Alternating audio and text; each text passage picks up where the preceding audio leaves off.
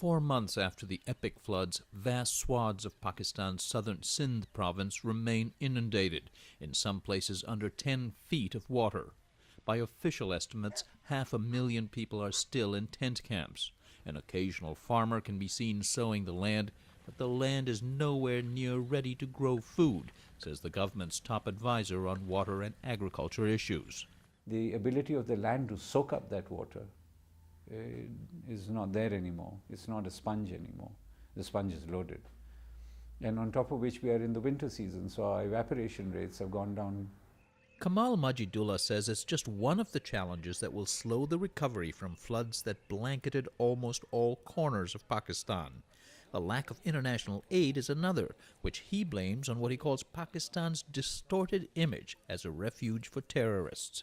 We needed $10 billion to start with. The effect of the damage is something within the region of 50. We haven't even got close to 10. And I think that fair bit of that has to do with the kind of coverage Pakistan gets around the world, which is sadly quite untrue, because you can't sort of take specific little areas where a conflagration is taking place, and it's a serious conflagration and it needs to be eradicated, no question about it. But there are 180 other million people living here. Ironically, even within Pakistan, there's an image problem that slowed aid to the regions associated with militancy and conflict. We traveled to the province of Khyber Pakhtunkhwa along the Afghan border, thought to be a haven for Taliban militants who've been targets of the Pakistani military and U.S. drones. Like most of the northern areas of the flood zone, the waters have receded here, but much of the farmland is still smothered under up to 5 feet of silt.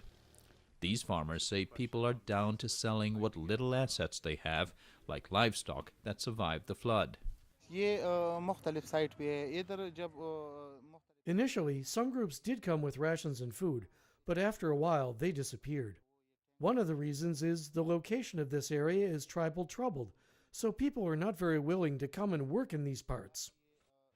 Although extremists do live in this area, local aid worker Maqsood Alam says they've caused no trouble after the flood. I have been working in this district for the last 4 months, but I haven't seen any kind of trouble with any organization.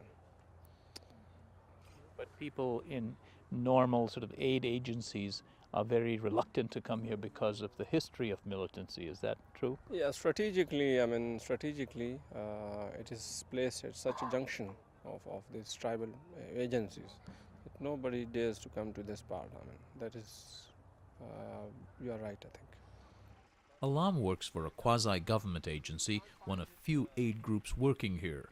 With a grant from the New York-based Open Society Institute, they've begun to restore the farmland and also irrigation canals, which were washed away.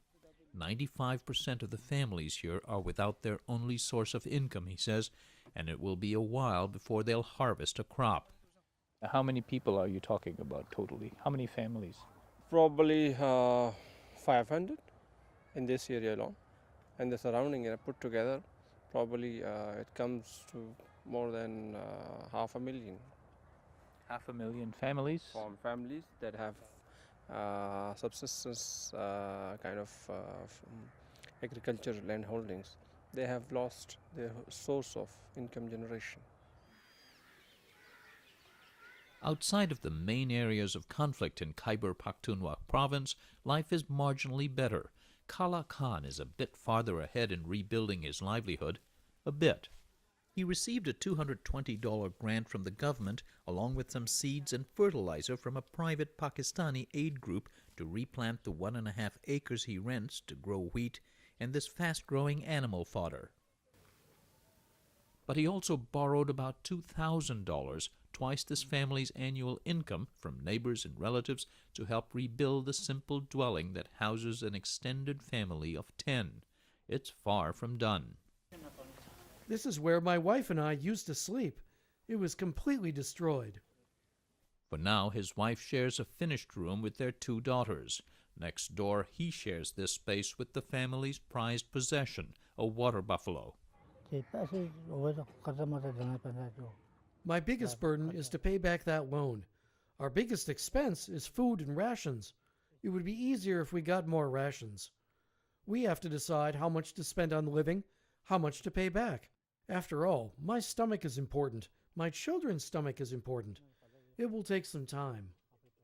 Spartan as life seems, Khan says he's better off than many others. I saw on TV that some places the floods were so drastic, not only did people's crops and homes get washed away, but also their children. So I'm thankful to God for sparing our lives. Our buffalo were safe. Okay, our crops will come back, but there are people who've lost a lot more. For these worst affected flood victims, most in the downstream Sindh Province, life will likely remain on hold for several months, even years. Simi Kamal is a water policy expert and activist.